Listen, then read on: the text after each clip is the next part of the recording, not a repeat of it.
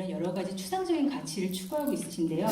이런 특징 때문에 투명성에 대해서 많은 초점이 맞춰지고 있습니다. 이거는 주된 업무가 아니심에도 불구하고 많은 비용과 시간과 노력을 쏟고 계십니다. 그래서 이런 부분에서 어떻게 잘 관리를 할 수 있는지 이런 부분이 NPO 운영에서 많이 중요하게 이야기가 되고 있고요.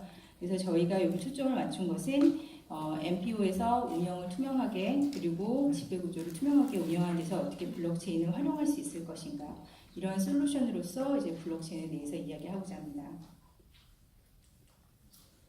그래서 저희가 결과를 간단하게 먼저 공유를 드리면, 블록체인 기술에서 NPO에서 활용했던 내용을 봤을 때 블록체인 통해서 기부의 투명성을 확보를 하고 이를 통해서 기부 활동을 증가한 사례들을 볼 수가 있었고요. 또 스마트 계약 등을 이용을 해서 자동화하고 효율화를 통해서 임의적인 개입을 최소화했고, 그래서 지배 구조를 강화한 케이스를 볼 수 있었습니다.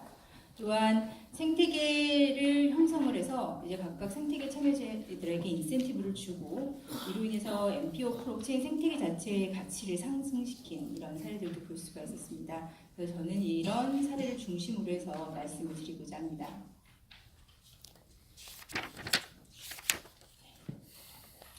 시간 관계상 공연 이런 걸 좀 넘어가겠습니다. 그리고 저희가 여러 논문들하고 웹사이트 그리고 여러 프로젝트들을 좀 연구를 했었는데요.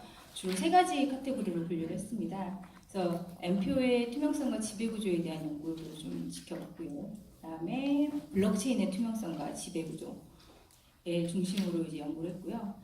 마지막으로 NPO에서 블록체인을 활용해서 어떻게 사용하고 있는지에 대한 사례를 살펴보았습니다. 저희 팀에서 했던 거는 주로 사례 분석을 위주로 했습니다. 아무래도 이게 새로운 기술이고 하다 보니까 대부분의 연구들이 어떤 기술이나 영리적인 면에 많이 초점이 맞춰져 있어서 저희는 현재 해외에서 또 국내에서 진행이 되고 있는 NPO 사례를 중심으로 분석을 했고요. 그래서 3가지 목적에 따라서 아까 말씀드린 분류를 했습니다. 기부의 확대와 내부 운영의 활용, 그리고 추가적인 가치 창출, 이 3가지 목적을 카테고리를 나눠서 분석을 했고요. 기부의 확대에서 주로 저희가 사용됐던 것을 봤을 때는 가상화폐를 이용하는 경우들이 있었고요. 또 블록체인으로 기부 플랫폼을 개발하는 경우들이 있었습니다. 그리고 기부자에게 추가적인 혜택을 줌으로써 기부를 확대시키는 그런 사례들을 볼 수 있었고요. 내부 운영에 있어서는 아까 말씀드렸던 스마트 계약과 블록체인을 이용해서 운영의 효율성 그리고 투명성을 향상시키고 운영에서 사용되는 비용을 줄여서 이를 기부 프로젝트에 활용을 하는 그런 사례를 볼 수 있었습니다.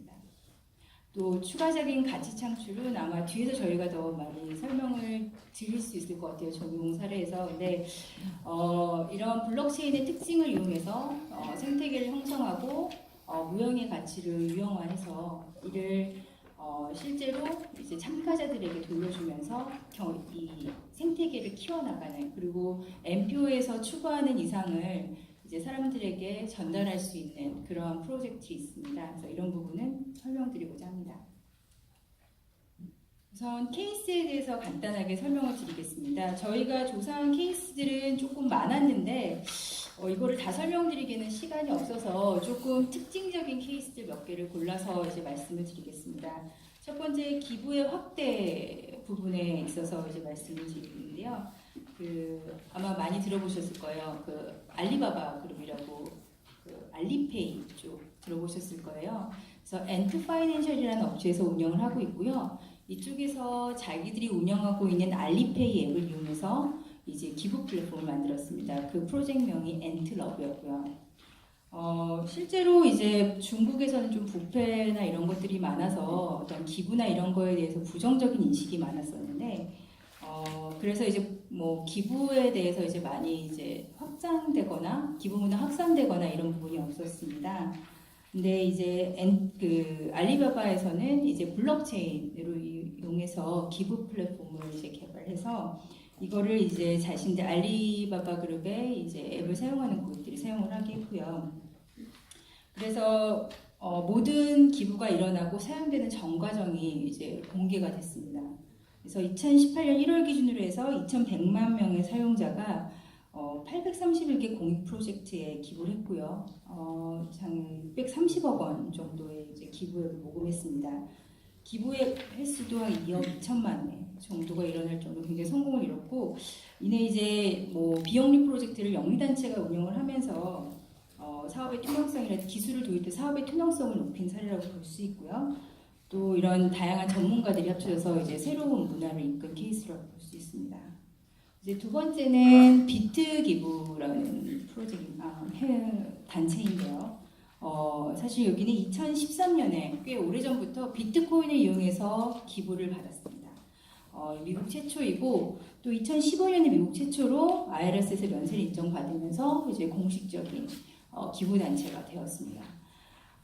여기는 주로 이제 글로벌 사업을 위주로 하고 있고요. 이런 글로벌 사업을 하면서 드는 것이 비용이 많이 들고, 어떤 절차에 대한 투명성이 이제 좀 보여주기가 어려운 부분인데, 이런 거를 이 블록체인하고 비트코인을 이용을 했고요. 여기서 운영하는 것은 기부 트랙이라고 이렇게 그 플랫폼 운영했는데, 그 기부 트랙에서 이제 각각 뭐 케냐에 있는 마을들을 쫙 적어놓으면 거기에 이제 사람들이 클릭을 하면, 그리고 비트코인을 바로 그 마을로 전송을 할 수 있습니다. 그리고 그 마을로 전송을 하고 나서 거기서 어떻게 사용됐는지를 다 이제 추적을 할 수 있을 정도로 만들어 놓은 그런 기부 플랫폼이고요. 보통 이제 이렇게 송금이나 이런 절차가 일어나면 보통 비용이 한 11% 정도 되는데, 비트코인을 이용해서 5% 이하로 떨어뜨려서 이제 어떤 프로젝트 운영 면에서도 굉장히 성공적인 모습을 보인 프로젝트라고 할 수 있습니다. 다음에는 이제 내부 운영의 효율성, 경제성을 꾀한 프로젝트인데요. 뭐 다 이제 아시는 굉장히 큰 단체들 이름입니다. 이제 유니세프 이제 케이스고요. 유니세프가 2017년에 이제 이더리움 재단이라는 곳과 이제 프로젝트를 하겠다라고 발표를 했습니다. 이제 뭐 이더리움 뭐 투자하신 분들 많이 아시겠지만, 이더리움은 이제 스마트 컨트롤으로 굉장히 유명한 블록체인 가상 암호화폐 프로젝트 중에 하나고요. 이 단체와 함께 이제 실제로 일어나는 이제 글로벌 사업에 있어서 다양한 스마트 계약을 적용을 하고 목적에 맞게 사용될 수 있도록 하는 프로세스를 만들고 있습니다. 그래서 예를 들어서 학생들한테 학자금을 지원하는 프로젝트라면 이제 뭐 현금으로 지불을 했을 경우 부모님이 이제 뽑아서 다른 데 활용을 하실 수 있는데, 이제 이더리움 같은 경우는 제한을 딱 할 수 있어요.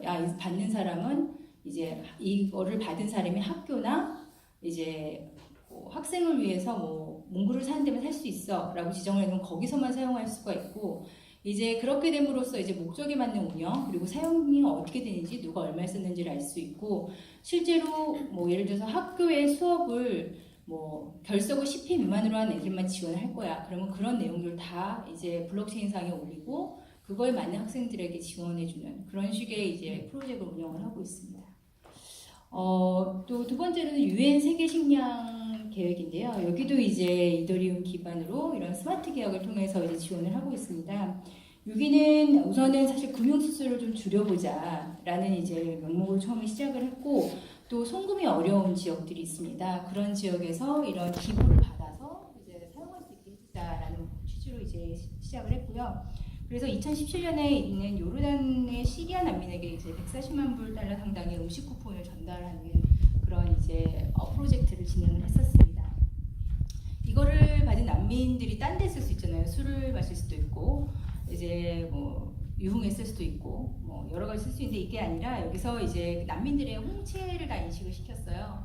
그래서 홍채 인식을 해서 홍채 인식을 하고 이제 그걸 사용할 수 있게 진행을 해서, 특별하게 난민이니까 아이디도 없고 이런 여러 가지 인식을 할 수 있는 어려움을 블록체인상에서 이 사람이 인식할 수 있는 정보를 넣어서 실행을 시켰고, 이런 식으로 해서 그 정확하게 음식을 위해서, 구호만을 위해서 프로젝트를 할 수 있게 진행을 했습니다.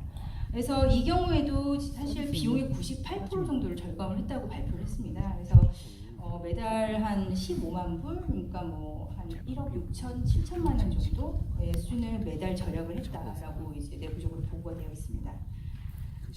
그리고 이거의 장점은 아까 말씀드렸지만 개인정보가 없는 경우도 있지만 개인정보를 공유하기 곤란한 경우, 예를 들어서 은행이나 다른 제3자와 공유하기 곤란한 경우에도 쓸 수 있어서 이제 블록체인을 이런 다양한 방면으로 사용한 사례라고 볼 수 있습니다. 이제 추가적인 가치 창출 부분을 말씀을 드리겠습니다. 이제 루트 프로젝트라고 하는 프로젝트를 설명드리고 아마 작년에 이제 와서 한국에서 설명도 하고 이래서 아마 좀 아시는 분들도 있을 거예요. 이제 여기도 기부 플랫폼을 만들었고요. 이제 기부를 이제 블록체인 상에 있는 기부 플랫폼 운영을 하고 기부가 끝나고 나면 사회빈곤층을 이제 고용을 하고 사회빈곤층한테 이제 임금을 지불하고 프로젝트를 진행을 하게 합니다. 근데 그냥 이제 뭐 임금을 바로 매일 주는 게 아니라 사실 100% 중에 50%는 이제 당시 이제 일을 끝내고 주고 나머지는 2년이 지난 후에 연금 형태로 지불을 하게 됩니다. 그래서 이 사람이 그 프로젝트에 이제 예전에 일을 했었다는 것이 이제 블록체인상에 남아 있고 그 기록에 기초해서 연금 형식으로 지불 2년 이후부터 차례차례 연금 형식으로 지불하고 있고요. 실제로 이제 MPO에서 문제라고 얘기하는 어떤 이제 돈을 저금하지 않고 미래를 대비하지 않고 이런 부분에 있는 부분을 이런 스마트 계약이나 블록체인을 이용해서 실제로 구현을 해낸 사례라고 볼 수 있습니다. 국내 사례도 조사를 했는데 국내 사례가 많습니다. 근데 이제 아직은 좀 초기 단계고 시행 단계라서 어떤 결과를 좀 보기는 어렵고요. 실제로 이제 뭐 규제상 가상화폐에 대한 그 정의가 내려지지 않은 상태여서 실제로 가상화폐를 통한 기부가 문화가 아직 확산되어 있지는 않은 상태입니다. 하지만 이제 많은 좋은 프로젝트가 진행되고 있어서 이제 좋은 결과를 볼 거라고 이제 기대가 됩니다. 그래서 이 뭐 사례에 대해서 조금 정리를 저희가 분석을 해봤습니다. 대부분의 블록체인을 사용하는 경우는 두 가지로 볼 수 있습니다. 이제 기부를 늘리기 위해서 또 그리고 지배 구조를 이제 향상시키기 위한 게 있고요. 실제로 기부도 늘리고 지배 구조도 향상시키는 게 이제 최고의 이제 전략이라고 볼 수 있습니다. 저희가 이거는 통합적인 플랫폼 어프로치라고 봤고요. 대부분의 MPO들이 지향을 하고 있고 사실은 기업들이 CSV를 하는 경우에도 이런 부분에만 초점을 맞추고 있습니다. 그리고 추가적인 가치 창출을 이룬 이제 제가 말씀드린 루트 프로젝트라든지 뭐 엔트러프라든지 이런 프로젝트들이 이런 단계에 가려고 하고 이런 단계에 올라가기 위해서 이제 외부의 많은 전문가들하고 같이 협업을 하면서 진행을 하고 있는 모습을 보였습니다. 또 이제 보시면은 이제 내부의 어떤 그 지배 구조를 향상시키는데 초점을 맞춘 걸 저희가 익스포르티브 어프로치라 해서 이제 어떤 적용하는 그런 전략을 쓰는 업체들은요 주로 아까 말씀드렸지만 유니세프라든지 유엔 식량기구라든지 이런 쪽에서 실제로 이런 기술을 이용해서 활용하고 적용을 하는 그런 사례를 볼 수 있었는데요.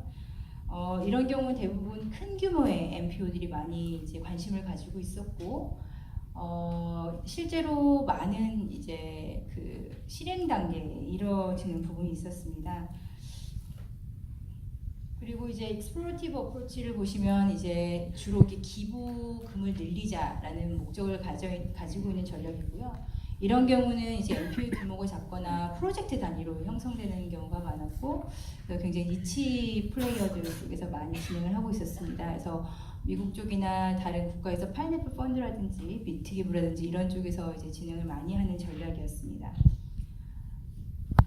그래서 사실 이제 하지만 이제 보시면 제 우측 하양 쪽에 보시면 스톡 인 더 미들이라고 저희가 적어놨는데 실제로 많은 MPO 분들이 어떤 기부를 늘리거나 아니면 내부적인 지배 구조를 늘리기 위한 향상시키기 위한 이런 전략을 하는데 하고자 하는데 아직 진행을 못 하시는 곳들이 있으세요. 그러니까 저희가 봤을 땐 이게 외부적인 장애요인으로는 이제 사실 규제라든지 어떤 변화에 적응해 나가는 속도가 느리다든지 그런 문화라든지 이런 이슈가 있었고 내부적으로는 어떤 우리 조직은 이제 기부에 초점을 맞추겠어. 우리는 아니면 내부적인 지배구조 향상에 초점을 맞추겠어. 내부적인 뭐 이런 어떤 전략적인 접근 선택하고 집중하지 못하는 그런 부분이 있었던 것 같습니다. 그리고 또한 사실 이런 두 가지 전략을 다 추구를 하고자 할 때는 사실 내부적인 어떤 맨파워나 이제 리소스 가지고 힘든 경우들이 많으세요. 왜냐면 워낙 이제 MPO의 본질적인 업무를 많이 하시는 분들이시고 어떤 이런 확장이나 이런 전략에 있어서는 사실 많은 외부 전문가들이라든지 이런 쪽과 협업을 하는 단계가 필요한데 어떤 내부적으로 이런 부분을 이제 해결하시면서 이제 어떤 문제점을 이제 계속 맞닥뜨리시는 경우들을 발견할 수 있었습니다.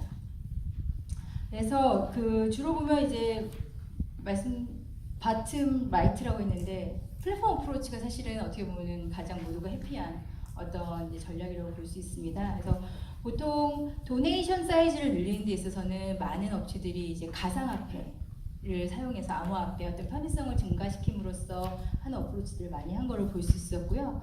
이제 보통 지배구조를 이제 좋게 하겠다라고 한 데 있어서는 실제로 어떤 스마트 계약이라든지 어떤 기술을 사용을 해서 어떤 프로세스를 개선하는 걸 많이 볼 수가 있었습니다. 그래서 저희가 이런 이제 사례들을 바탕으로 해서 MPO에서 어떻게 적용을 해볼 수 있을까 하는 적용 방안을 한번 생각을 해봤습니다.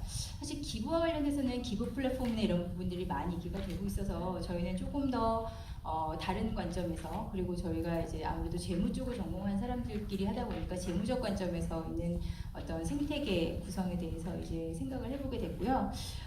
저희가 이제 아름다운 블록체인이라고 이름을 명명했는데 블록체인을 통해서 이제 부가가치를 창출하는 이제 MPO 중심의 빅데이터 생태계입니다. 제목만 들어도 재미가 없어 보이죠? 이거 보시면 더 없으실 거예요. 정말 죄송합니다. 제가 이 그림을 어떻게 예쁘게 만들어 볼 수가 없어서 그냥 이제 했는데 간단하게 설명을 드리면 이제 마이크로 크레딧이라는 이런 생태계에다가 이제 빅데이터로 이제 가치 창출을 해서 이를 이런 마이크로 크레딧 생태계 안에 가치를 증가시키는 그런 방안을 한번 생각해 봤습니다. 보시면 별로 보고 싶지 않으실 것 같은데 이제 파란색이 이제 저희가 이해관계자입니다. 이제 딱 보시면 아시겠지만 마이크로 크레딧에서 이제 돈을 빌리는 사람과 그리고 MPO 그리고 이제 기부자 또는 이제 펀드를 운영하는 또는 돈을 빌려주는 사람 저희가 이제 인베스터라고 이제 지정을 했고요.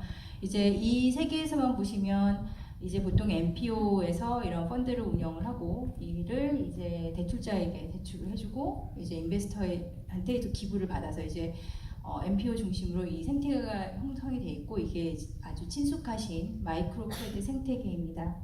그래서 이 생태계에 저희가 이제 더 가치를 더하려고 했던 거는 보시면 저기에 이제 데이터라고 나와 있습니다.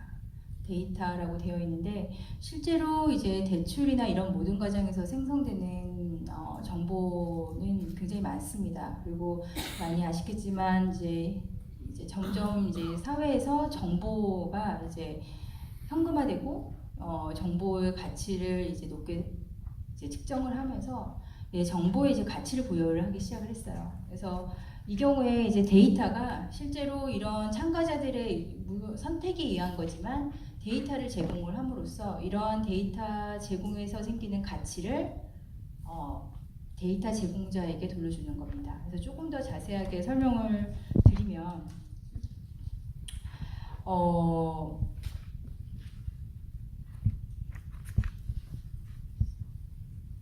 데이터 아까 뭐 마이크로 크레딧 간단하게 이제 다 아실 수 있을 것 같고 이제 그 빅데이터 생태계에서 보면 대출자는 데이터를 제공을 합니다. 데이터 제공자가 되고 소유권을 가지고 있고요. 이제 MPO는 데이터의 사용권을 이제 위임을 받아서 이거를 가공하고 제공하고 이거에 심사를 하는 그런 역할을 하게 될 거고요.